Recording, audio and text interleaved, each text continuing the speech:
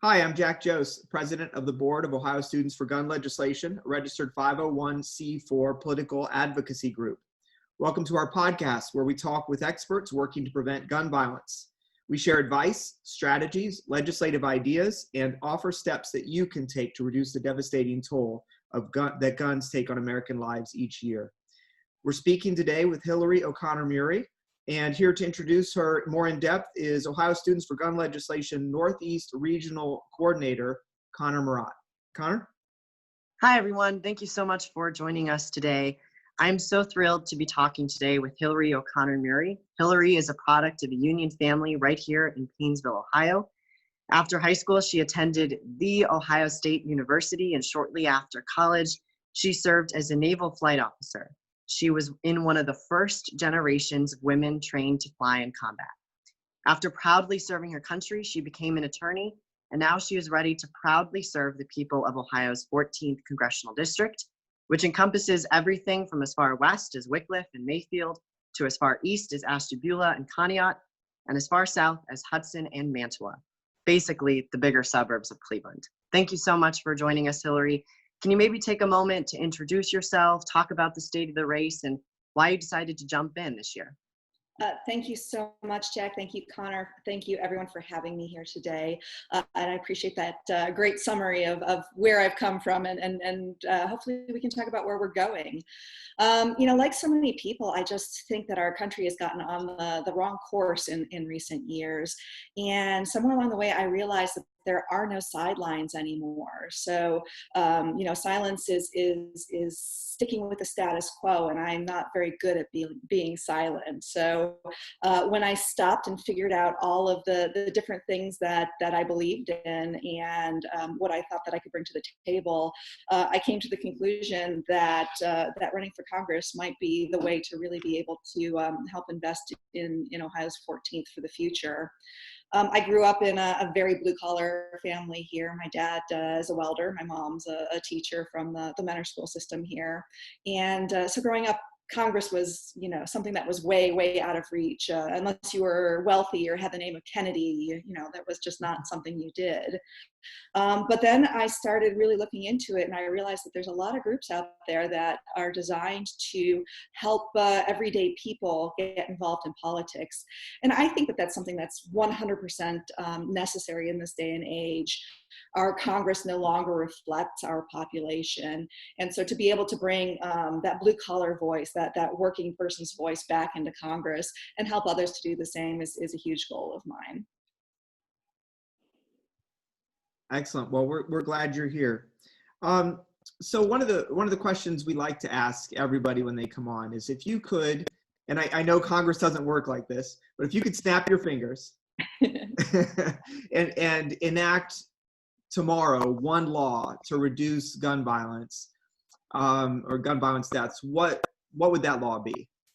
Oh goodness! So, if I were to snap my fingers and get one, I would probably pull deeper into the legislative gamut for legislation control, because there are some that should be no-brainers anyway. But starting from the top down, the number one thing I think that we should be able to do is enact universal background checks. The fact of the matter is the vast majority of people in this country want universal background checks. This is not a controversial position. This is not something that is controversial in a constitutional sense or in a popular sense. The vast majority of Republicans want universal background checks. The vast majority of gun owners want universal background checks. So I think that that's the number one priority, but not such a deep pull.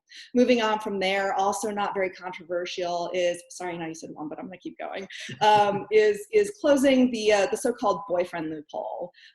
Domestic violence is something that has always been a really huge priority to me. I dedicated my pro bono work in my law practice to helping women escape from violence. So the fact that we have all of these loopholes where convicted abusers and stalkers are still able to get their hands on dangerous weapons, despite laws that are intended to stop that from happening, I think that's also a very, very major major priority.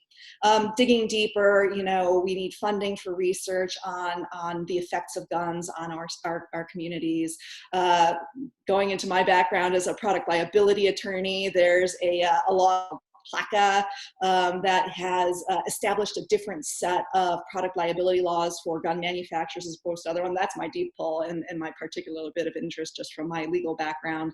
But there is a lot that can be done that is completely in keeping with the Second Amendment and in keeping with popular opinion on what should be done to help keep the scourge of weapons out of our communities. I completely agree with everything you said. For the next question, Dave Joyce, who has represented our district for a pretty long time, he voted against the Enhanced Background Checks Act of 2019 and the Bipartisan Background Checks Act of 2019, which both obviously had bipartisan support. He has an A rating from the National Rifle Association, and he has over a 90% voting record with the president. So how can you be a true bipartisan voice in Congress? And how can we trust that you'll work across the aisle to make sure that we make real change? I think it comes from my background as having served in the military. I believe that a lot of veterans, most veterans even, come at problems from a results-oriented standpoint, a mission-oriented standpoint, and are willing to work together in order to get to that mission. And for the vast majority of veterans, particularly the ones who are interested in public service or continuing their public service, that mission is the good of the United States. And so then all of that partisanship and the tit for tat and tribalism that is taking over our government tends to fade away when people are just focused on those goals. In the end, I think that representatives need to represent their district and represent the will of the people who are there in conjunction with their own moral code. So I always believe as well in listening to the people of the district.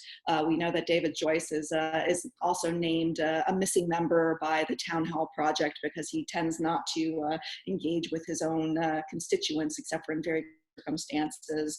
So I think those things put together mean that I can come at this from a very different perspective than David Joyce does. Excellent. You mentioned PLACA, which actually came up in our discussion last week with Fred Guttenberg.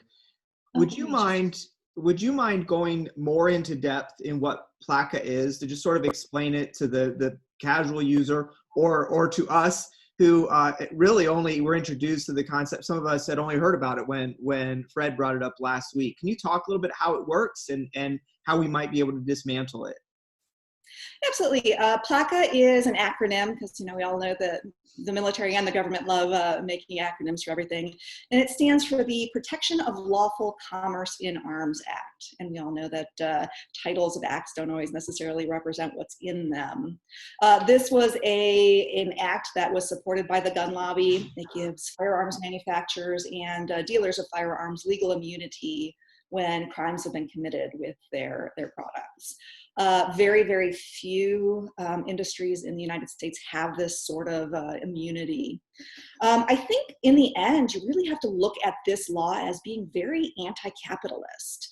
Our system works when manufacturers bear not only the profits of their products, but also the responsibility for them and the costs of selling them.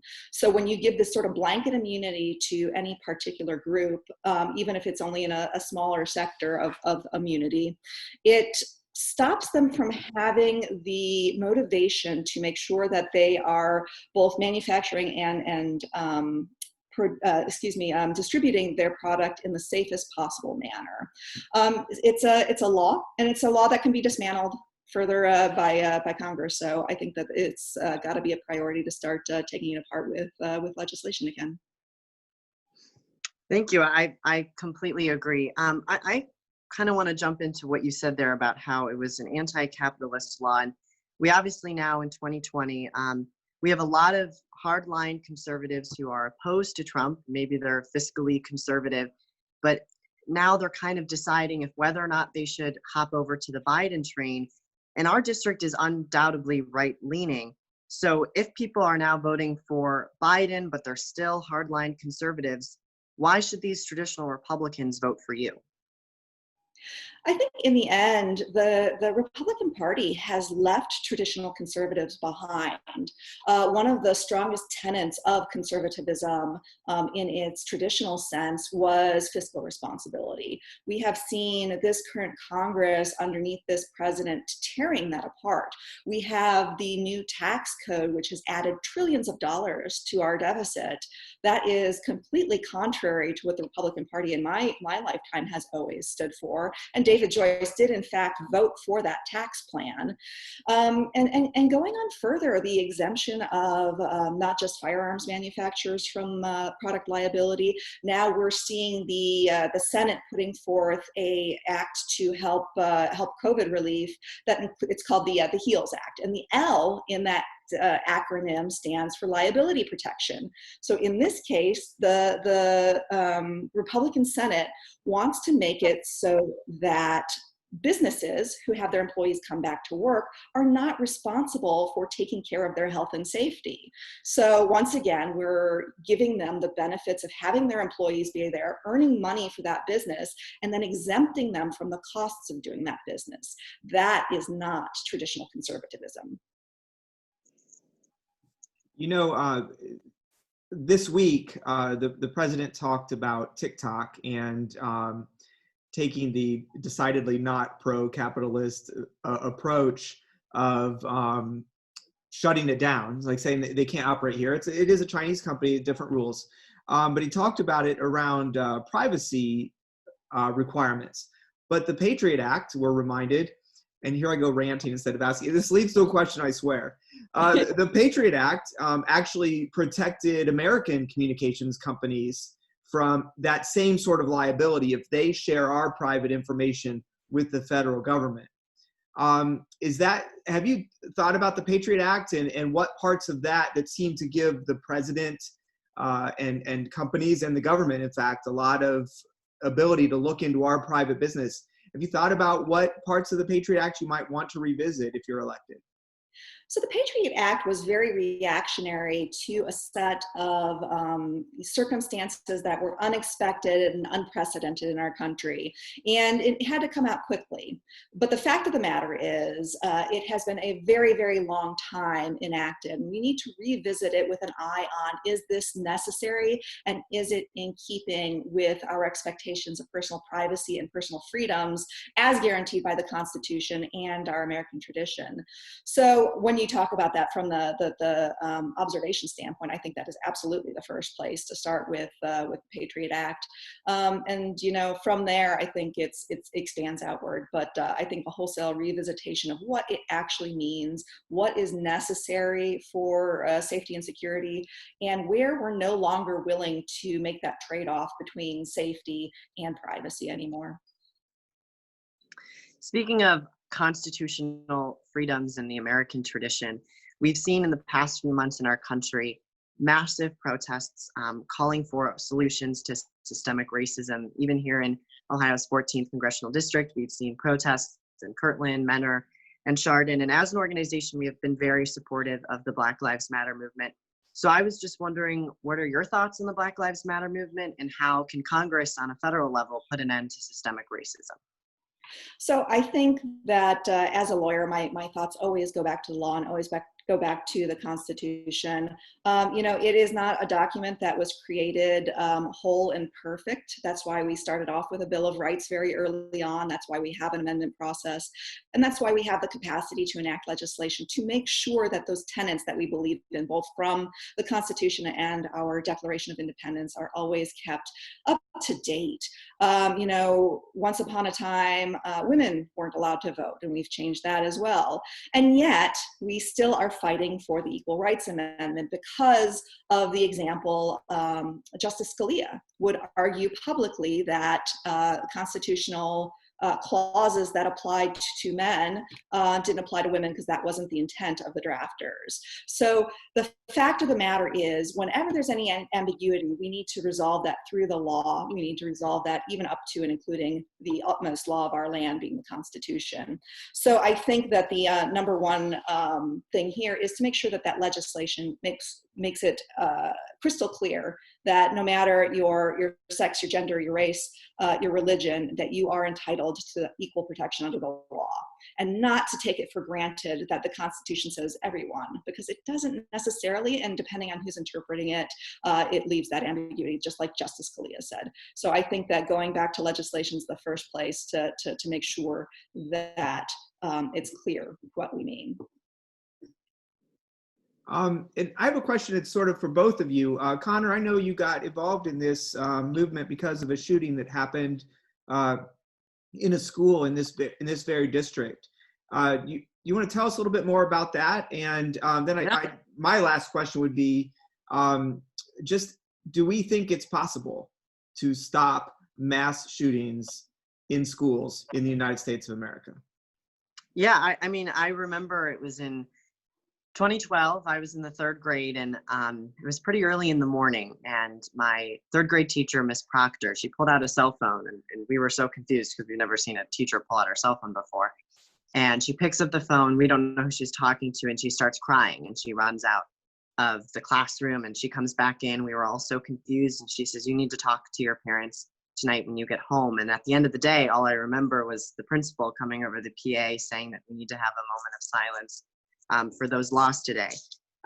My parents told me that night that there was a shooting at Chardon High School, which was, 20 minutes from where I live, and 3 students ended up dying that day. So, really, it really brings that issue close to home, I think, for everyone in Northeast Ohio. And, I have full faith that Hillary will be able to make that change, given what had already happened here in our district.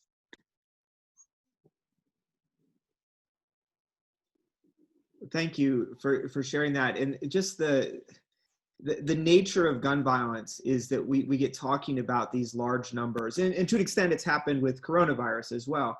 You start talking about these big numbers, and it's really easy to lose sight of the personal tragedies that are involved, and Right. how close-knit communities are, and how even if you don't know a person in a community, you're 1 degree of separation. I mean, that's the nature of communities, is that these tragedies tear communities apart in indescribable ways and create pain that lasts for generations in these families. And that's part of the reason we're so passionate about it. Hillary, any final words? I think in the end, I like to talk about the fact that firearms are tools. And like any other tool, they can be used for good or for evil. And firearms have a whole lot of different subsets. We have certain firearms that have long barrels. They are made for precision. They are made for hunting and taking down a target at a long range, and doing so in a very deliberate manner.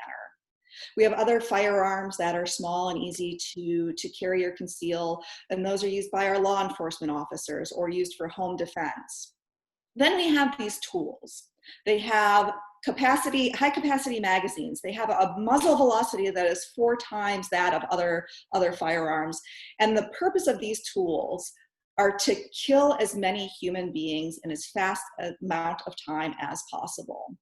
And these tools of war are not meant to be on our streets. And I am 100% confident in saying that as a combat veteran, that they do not belong in our communities. Thank you. Your view as a veteran, I think, it carries extra weight because you understand the damage that those high velocity, high capacity rifles can do. Connor, you want to lead us out? Sure. I just first want to thank everyone for tuning into our interview today. I want to thank our guest, Hillary O'Connor Mueri. And, I'll hand it over to Jack to talk a little bit more about our organization. But I just want to say you can visit Hillary O'Connor Mueri's website. You can follow her on all the social media accounts. And we are so excited to finally get true representation for Northeast Ohioans in this district. Thank you, Connor. We at Ohio Students for Gun Legislation invite you to join us at our website, studentsforgunlegislation.org. You can find us. We have a publication on Medium where we're publishing essays, and we're welcoming others to write essays about their experiences working for gun legislation or experiencing gun violence. Follow us on Twitter.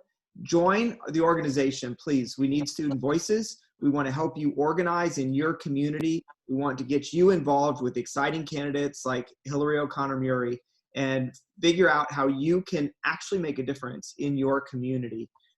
That's the power here, is that the people have the power. It is not reserved simply to our elected officials. They are to do as we ask. And students have a strong voice, and people are listening. Thank you so much. And I hope to see you again. And Hillary, if I can just, while you're on camera, can we have you back after the election? 100%. It would be my honor to be back even before. Excellent. Thank you so much. Thank you. I really appreciate it, and I appreciate all you do.